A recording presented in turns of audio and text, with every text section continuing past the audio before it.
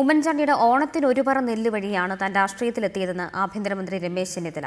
രാഷ്ട്രീയത്തോട് ഇഷ്ടമില്ലായിരുന്നുവെന്നും പഠിക്കാനായിരുന്നു താൽപ്പര്യമെന്നും ചെന്നിത്തല പറഞ്ഞു.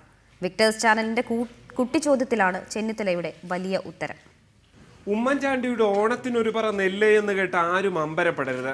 KSU president ആയിരുന്ന കാലത്ത് ഉമ്മൻചാണ്ടി നടത്തിയ പദ്ധതിയാണിത്. ഈ പദ്ധതിക്ക് എന്തു പ്രസക്തി എന്ന് ചോദിച്ചാൽ ആഭ്യന്തരമന്ത്രി രമേശ് ചെന്നിത്തലയ്ക്ക് ഏറെ പറയാനുണ്ട്. അന്ന് KSU പ്രസിഡന്റ് ഉമ്മൻചാണ്ടിയായിരുന്നു. ഉമ്മൻചാണ്ടിയുടെ നേതൃത്വത്തിൽ ഓണത്തിന് ഒരു പറ നെല്ല് എന്നൊരു പരിപാടി ആവിഷ്കരിച്ചു. ഞങ്ങളുടെ സ്കൂളിൽ ആ പരിപാടി നടപ്പാക്കണമെന്ന് ആവശ്യപ്പെട്ടുകൊണ്ട് കുറച്ച് പേര് വന്നു. ഞാൻ പറഞ്ഞു എനിക്ക് രാഷ്ട്രീയത്തിൽ വരുന്ന ഒരു താല്പര്യമില്ല, ഞാൻ പഠിക്കാൻ സ്കൂളിൽ വന്നിരിക്കുക, ഞാൻ പഠിക്കുമെന്നൊക്കെ പറഞ്ഞു.